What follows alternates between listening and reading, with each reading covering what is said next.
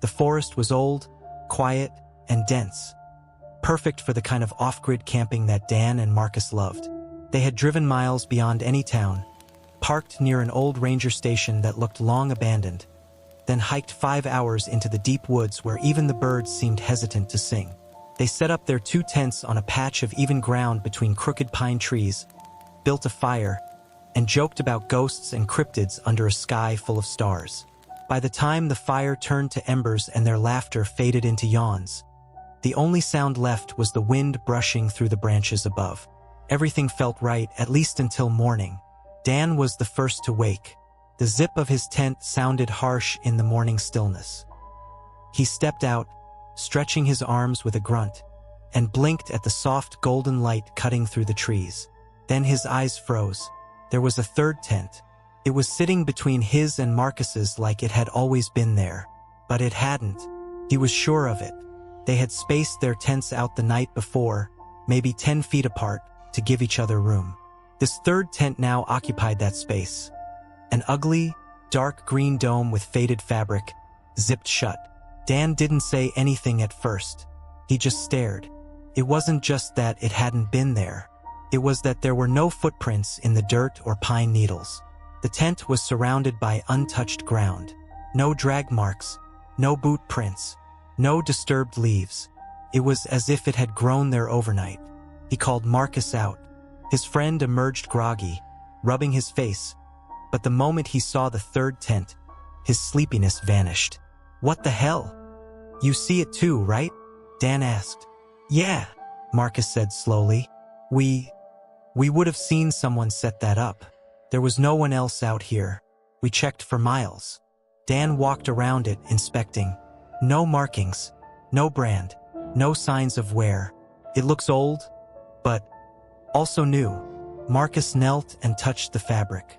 Cold, like no one's been inside. They both stood there, debating whether to unzip it or leave it alone. But curiosity outweighed fear. Dan reached down and pulled the zipper slowly. It sounded too loud in the quiet forest. What they saw inside made both men step back. The tent was filled with their things. Not camping gear, but personal items. A cracked Polaroid of Marcus as a child with his father who died 10 years ago. A torn hoodie Dan had lost in high school, lying neatly folded in the corner. A small notebook full of Dan's drawings from when he was 13, pages yellowed and curled at the edges. "How is this even possible?" Dan whispered. Marcus picked up a cassette tape with a smudged label, "Mom Singing." His eyes widened. "I haven't seen this since I was a kid. We lost this when the basement flooded." Dan found a lunchbox shaped like a cartoon dinosaur. "This was mine.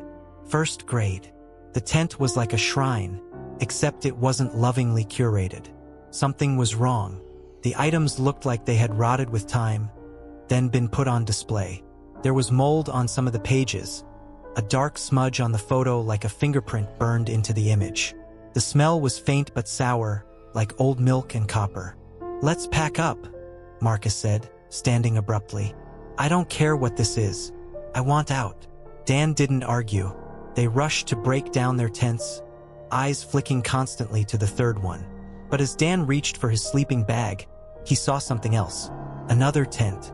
Not real, a reflection, caught in the surface of his metal water bottle. A fourth tent, red this time, behind the trees. He turned quickly, but there was nothing there. When he looked back down, the reflection showed the tent again. But this time, the flap was open, and something pale was crawling out of it. He dropped the bottle. "Dan?" Marcus asked. "What's wrong?" Dan pointed to the spot behind the trees. I think there's another one." Marcus's voice shook. "Let's go. Now." They left the third tent untouched. They didn't talk as they hiked out, only moved, fast and quiet, as if any noise might bring something closer.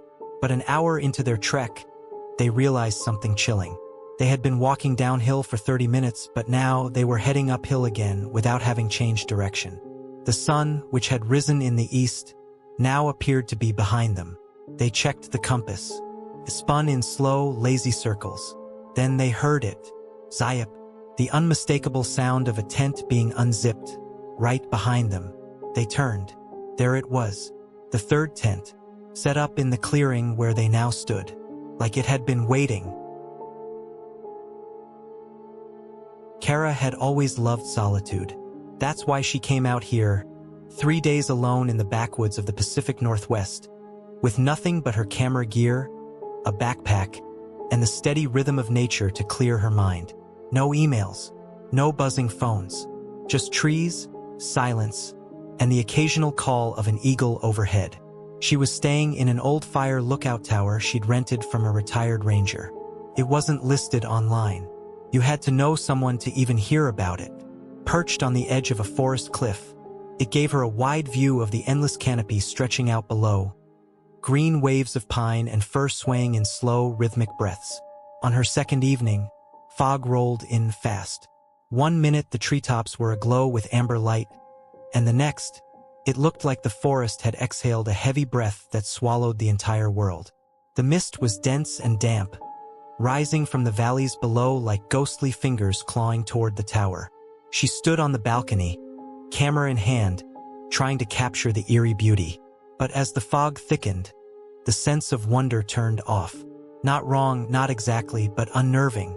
There was a strange heaviness in the air, like something was watching. She laughed at herself.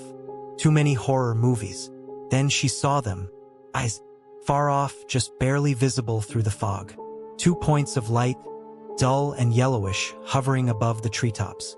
Not glowing, just reflecting, like an animal's eyes in the dark.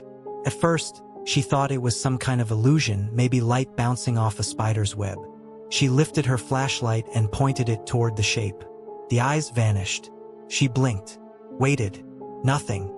Shrugging, she lowered the light, and they were there again, but closer. This time, the eyes blinked. Her skin crawled. The eyes weren't level with the ground. They were above the trees. Whatever they belonged to was tall, towering, or perched on something high and watching her. She aimed her flashlight again, and again the eyes disappeared. She muttered to herself, stepped back inside, and shut the door to the tower, bolting it even though she hadn't the night before. As darkness fell, the fog only thickened. The world outside was gone. Nothing but a swirling wall of gray pressing against the windows. That's when she heard the first crack. Not thunder, not trees shifting in the wind. Branches, breaking, above her.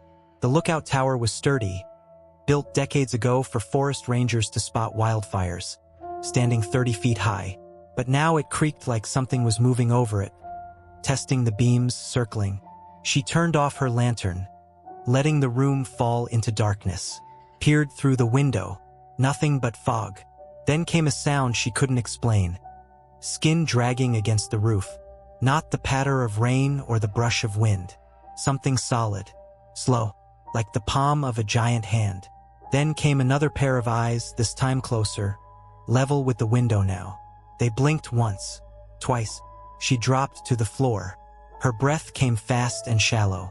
She crawled to the supply locker and grabbed the flare gun the ranger had left behind. Her fingers trembled so hard she almost dropped it. Another sound, a thump, like something stepping heavily on the edge of the balcony. Then silence. She waited. 10 minutes, 20, an hour. At some point, she passed out with the flare gun in her hands. When she woke up, it was dawn. The fog was gone. She stepped outside into the sunlight, every muscle aching from how tightly she'd curled up on the wooden floor.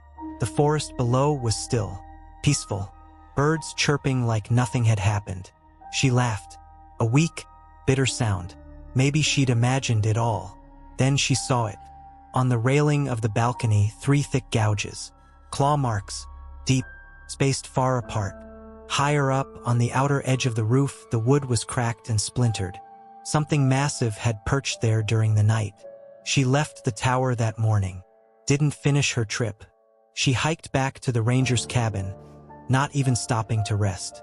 She didn't tell anyone what she saw because what would she say? Just one thing haunted her now. When she developed her camera's photos a week later, she found a shot she didn't remember taking. Fog, forest, and far in the back, between 2 trees, a silhouette with 2 eyes. looking straight at her. It was supposed to be a reset. After months of burnout, anxiety, and endless noise, David booked a solo camping trip deep in the wilderness.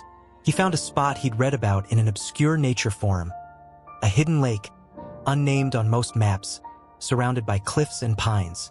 The forum thread was old, barely a few posts, but the photos looked untouched and beautiful. No cell signal, no tourists, no distractions. It was exactly what he needed.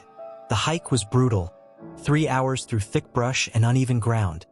But when David finally stepped into the clearing and saw the lake, his breath caught in his throat.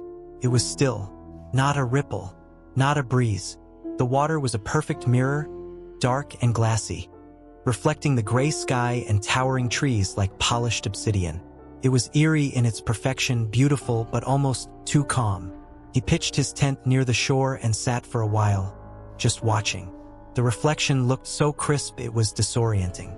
When he moved, his mirrored self moved, too, of course, but the whole scene felt delayed, like the water took half a second too long to react. He chalked it up to exhaustion. That night, after a small campfire and some freeze-dried soup, David sat by the water again. The moon was rising, casting a silver path across the lake. That's when he noticed it. His reflection. It didn't match him. He raised his hand slowly. So did the reflection, but not in unison. There was a lag, maybe a second or two. And then, the reflection smiled. David didn't. He froze. He blinked, leaned forward. Maybe it was a trick of the moonlight. The reflection tilted its head, not matching his movement, but mirroring his confusion. It smiled wider, exposing too many teeth. Then it stopped, perfectly still. David scrambled back from the water, heart pounding. He didn't sleep much that night. In the morning, the reflection behaved normally again. When he brushed his teeth over the water, the mirrored version copied him exactly. No delay, no strange expressions. He almost convinced himself it had been a dream.